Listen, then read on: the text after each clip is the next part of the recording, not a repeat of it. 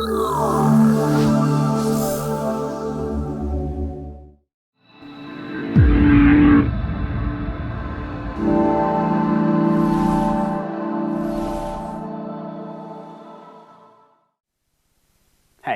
I'm Rob Jones, and in these mini tutorials I'm going to show you how you can build a drum rack in Live for making beats, which will save you heaps of time and get your drums sounding nice and fat right away.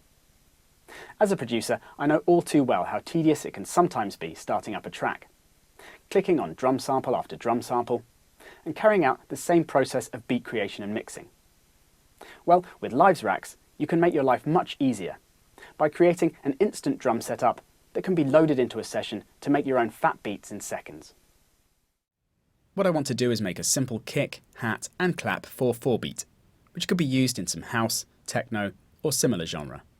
So I'll start with the kick. First up, I'm going to add an instrument rack to a MIDI track in Live. I'll show you why it's an instrument rack and not a drum rack shortly.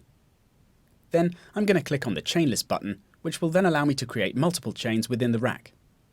I'll explain what that means when we've got some kicks in here. Now I just need to go through my kick samples in the browser and find the ones I like the most. Then drag them into the chain list, one after the other.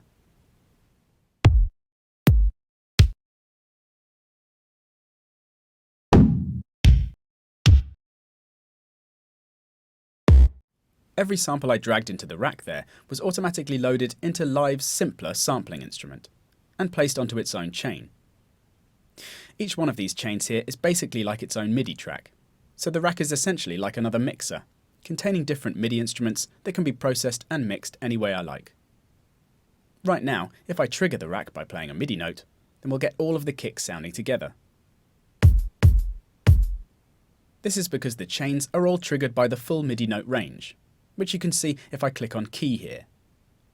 These are the MIDI note ranges that the chains respond to, so we're getting every simpler sounding at once. Another way of triggering the instruments in the rack, though, is by choosing the chain. And this is why I used an instrument rack.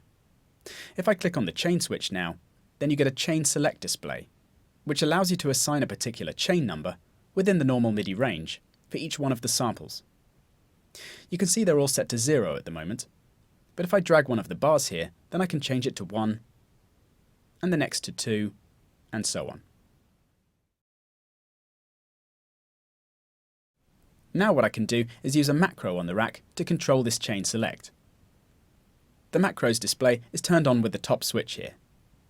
And these are basically 8 dials that you can use to control parameters on any devices within the rack.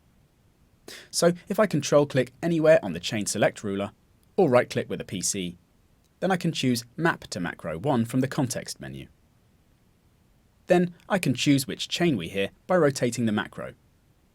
So now, when I play a note of C3 on my keyboard, which is the default root key on all simplers, then we can switch between all my kicks by rotating the macro control, which will all be playing back at their original pitch.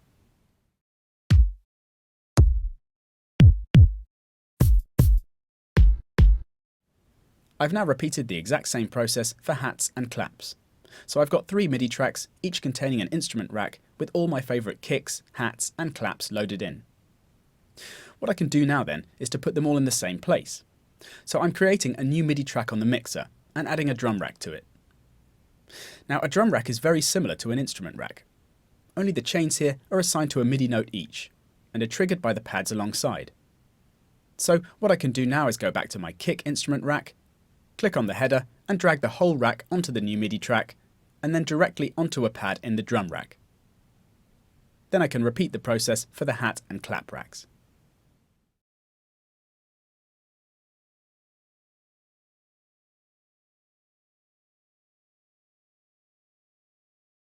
So now I have a drum rack containing my 3 instrument racks on the drum pads for the MIDI notes C1, D1 and E1.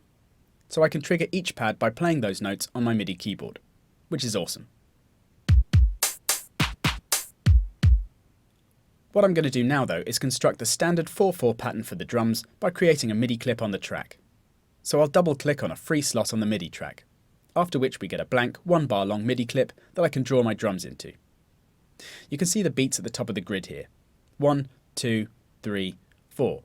So I'll draw a kick on each one of those, with a hat on the off beats in between. Then put a clap on beats 2 and 4, which will give us the basic drums.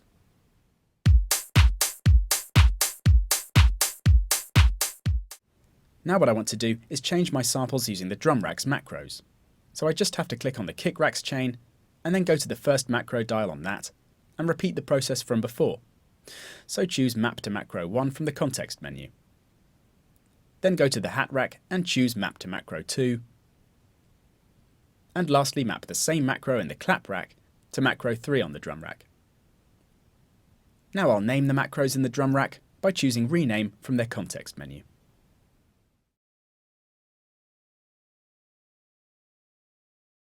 And now I can play my MIDI clip and rotate the macros either with the mouse or an attached controller, which automatically maps to the macros on a rack, to scroll through all my different drum samples until I find the right sound.